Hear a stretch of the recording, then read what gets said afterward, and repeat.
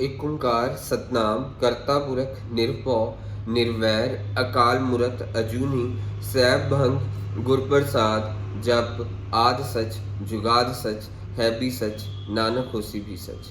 वाहिगुरू जी का खालसा वाहिगुरू जी की फतेह। Dear students, in this video I am going to cover gross profit ratio. TS Garewal 2020 edition, question number 114, gross profit ratio।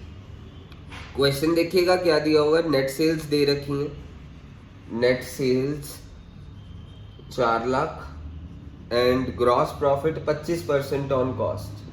GP said to be 25% on cost. GP ratio निकालनी है। GP ratio निकालने का formula क्या होता है? GP upon net sales into 100। GP ratio कड्डन दा formula GP upon net sales into 100। ਇਹ ਜੀਪੀ ਰੇਸ਼ੋ ਕੱਢਣ ਦਾ ਫਾਰਮੂਲਾ ਹੁੰਦਾ। ਜੀਪੀ ਦਾ ਫਾਰਮੂਲਾ ਕੀ ਹੁੰਦਾ ਹੈ? Net sales minus COGS. GP ਦਾ formula net sales minus COGS upon net sales into 100। GP ਦਾ formula net sales minus COGS. ਅੱਛਾ, ਸੋ ਹੁਣ ਆਪਾਂ ਜੀਪੀ ਰੇਸ਼ੋ ਕਰਨੀ ਹੈ। ਨੈਟ ਸੇਲਸ ਆਪਣੀ 4 ਲੱਖ ਹੈ। ਨੈਟ ਸੇਲਸ ਦਾ ਫਾਰਮੂਲਾ ਕੀ ਹੁੰਦਾ? Net sales is equal to what? COGS minus GP. So net sales is equal to COGS plus GP। Net sales का ਤੁਹਾਨੂੰ ਫਾਰਮੂਲਾ ਪਤਾ ਹੀ ਹੈ, COGS प्लस GP ਹੁੰਦਾ। क्वेश्चन च नेट सेल्स कितनी ਦਿੱਤੀ है? 4 लाख। COGS पता नहीं है, GP क्या? 25% ऑन कॉस्ट जो 25% ऑन सेल क्या ਹੁੰਦਾ ਤਾਂ 25% ਆਫ 7 ਲੱਖ ਹੋ ਜਾਂਦਾ। कॉस्ट ਆਪਾਂ ਨੂੰ ਪਤਾ ਨਹੀਂ x ਲੈ ਲਈ ਤਾਂ 25% ਆਫ x ਹੋ ਗਿਆ ਇੱਥੇ। ਤਾਂ ਇੱਥੇ ਸਾਡੇ ਕੋਲ 4 ਲੱਖ इज इक्वल टू 25 4 ਦਾ 100। ਇੱਥੇ LCM ਲਿਆ 4, ऊपर आ गया 4x प्लस 1x, मीन्स मेरे को आ गया 4 lakh is equal to 5x upon 4। 16 lakh upon 5 is equal to की हो गया साढ़े को x। सो मेरे को आ गया 5 3 15, 5 2 10, 3,20,000 आ गया x की सीगा साडा कॉस्ट।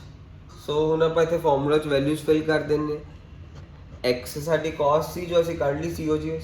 नैट सेल्स 4 लाख ਦੀਆਂ, COGS साडे 320 ਦੀ ਸੀਗੀ अपॉन नैट सेल्स 4 लाख ਦੀਆਂ इनटू 100।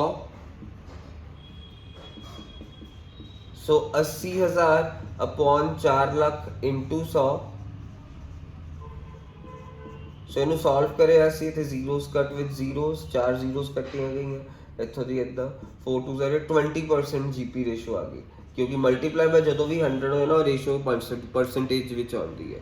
ਸੋ ਇਹ ਰੇਸ਼ੋ ਇਹ ਕੁਐਸਚਨ ਹੋ ਗਿਆ। ਹੁਣ ਅਗਲਾ ਇੱਕ ਹੋਰ ਕੁਐਸਚਨ ਦੇਖ ਲਓ, 115 question TS Grewal 2020 edition GP ratio वाला। GP gross profit ratio 115 question. So cash sale 20% of total sale. Question च इदां लिखिया है, cash sale is equal to 20% of total sales.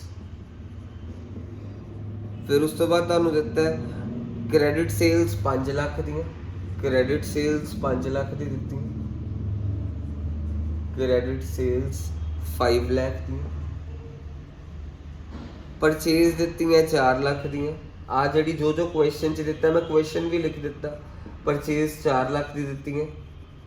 Access of closing inventory over opening inventory देता है। Excess of closing inventory over opening inventory, excess of closing inventory over opening inventory.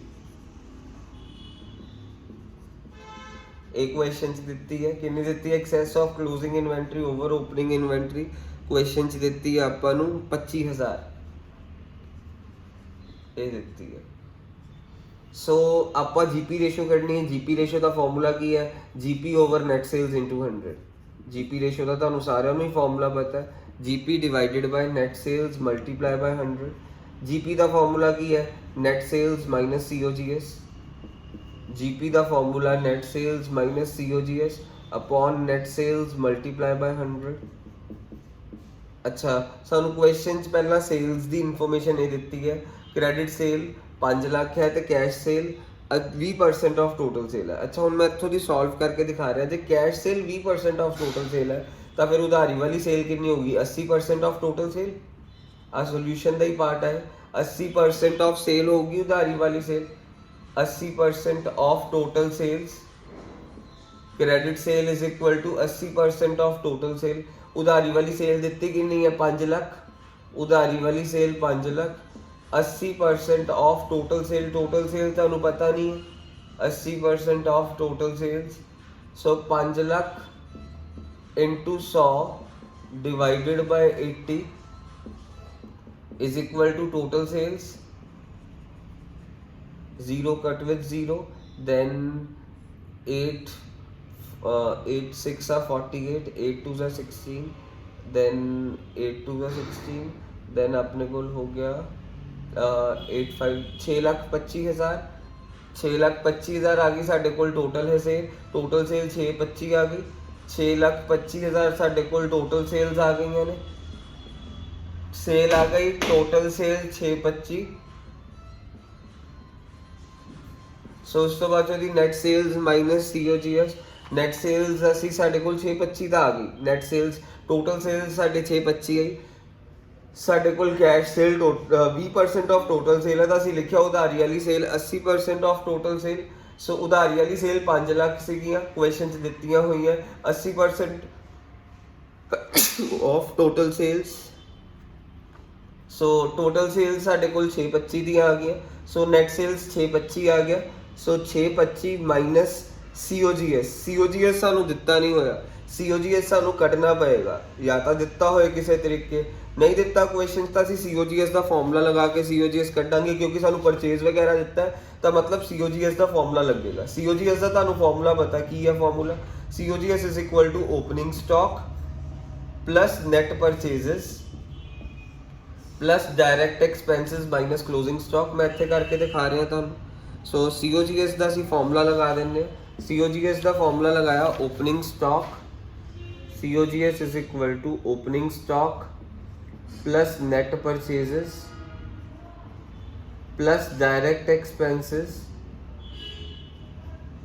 Minus closing stock, ये formula है। अच्छा, सो ये question च COGS का formula हो गया। एंड तुहानू क्वेश्चन च डायरैक्ट एक्सपेंस कोई दिते नहीं, मीनस तुसीं डायरैक्ट एक्सपेंस 0 ले ले, कुछ नहीं दिते। Opening stock minus closing stock, तुहानू क्वेश्चन च की क्या excess of closing over opening. Excess का मतलब हुंदा माइनस, क्लोजिंग माइनस ओपनिंग 25,000 दिता होया, closing minus excess of closing, closing opening तो वड्डा है 25,000 नाल, minus closing inventory minus opening inventory is equal to 25,000, but सानू फॉर्मूला की चाहिए ओपनिंग माइनस क्लोजिंग। जे क्लोजिंग माइनस ओपनिंग 25,000 है, क्लोजिंग इहदा मतलब की है क्लोजिंग इन्वेंटरी, एक्सेस का मतलब माइनस, क्लोजिंग माइनस ओपनिंग 25, पर सानू चाहिए कि ओपनिंग माइनस क्लोजिंग। जे क्लोजिंग माइनस 25 है, क्लोजिंग माइनस ओपनिंग 25 है, तो ओपनिंग माइनस क्लोजिंग माइनस 25 होगा। सो असी ओपनिंग माइनस क्लोजिंग की जगह माइनस 25 लिख दिता, माइनस 25,000। एंड नैट परचेजेस देखो कितनी दित्तियां क्वेश्चन, नैट परचेजेस 4 लाख दी दित्तियां ने, नैट परचेजेस 4 लाख, 4 लाख चो 25,000 माइनस करिया 375, 3,75,000। इत्थे COGS की जगह असी 375 लिख दिता, COGS की जगह 3,75,000 over net sales. Net sales कितनी आई है 625 इंटू 100, एक क्वेश्चन खत्म हो गया। सो 625 जो 375 माइनस कर देने असी, so 12 minus 7 that is 5, then 5 minus 3 2, 2.5 lakh upon 625 into 100, 2.5 lakh upon 6,25,000 into 100। So 3 zeros कट्टियां गई एंदे नाल, 25 25 जा 625, 25 4 जा 100, 40% आ गया। लास्ट टाइम तुहानू दस रहे आ क्वेश्चन इन्ना सीगा, इन्ना जा क्वेश्चन सी। तुहानू क्वेश्चन क्या GP रेशो कड्ढण लई, GP रेशो का तुहानू फॉर्मूला पहला पता ही है, GP over net sales into 100। GP या तो डायरैक्टली दिता नहीं दिता तो साडा फॉर्मूला की हुंदा GP दा नेट सेल्स माइनस COGS। सो असी नेट सेल्स माइनस COGS कर दिता, आ साडे कोल पर डायरैक्ट वैल्यूज नहीं दित्तियां होईयां सीगियां, पहला असी सेल्स कड्ढियां। जे cash sale 20% of total sale है तो उधारी वाली सेल 80% ऑफ टोटल सेल ही होगी। उधारी वाली सेल 5 लाख दित्ती है, 5 लाख उधारी वाली लिखता, 80% ऑफ द मतलब multiply total sales, total sales 625 आ गई। सो टोटल सेल्स 625, इत्थे टोटल सेल की जगह 625 हुण COGS किवें कढना। COGS का फॉर्मूला की हुंदा opening stock plus net purchases plus direct expense minus closing stock. Direct expense कोई नहीं दिते, मैं उत्थे काटा लगाता, परचेजेस 4 लाख दी दित्तियां, 4 लाख लिखता। ਐਕਸੈਸ ਦਾ ਮਤਲਬ ਮਾਈਨਸ, ਕਲੋਜ਼ਿੰਗ ਮਾਈਨਸ ਓਪਨਿੰਗ 25 ਦਿੱਤਾ, ਪਰ ਸਾਨੂੰ ਦੇਖੋ ਫਾਰਮੂਲਾ 'ਚ ਕੀ ਚਾਹੀਦਾ ਇੱਥੇ, ਓਪਨਿੰਗ ਮਾਈਨਸ ਕਲੋਜ਼ਿੰਗ। ਸੋ ਕਲੋਜ਼ਿੰਗ ਮਾਈਨਸ ਓਪਨਿੰਗ ਜੇ 25 ਹੈ ਤਾਂ ਓਪਨਿੰਗ ਮਾਈਨਸ ਕਲੋਜ਼ਿੰਗ ਮਾਈਨਸ 25 ਹੋਗਾ, 375 ਵੈਲਿਊ ਫਿਲ ਕਰ ਦਿੱਤੀ, ਸਾਡੇ ਕੋਲ 40% ਆਂਸਰ ਆ ਗਿਆ।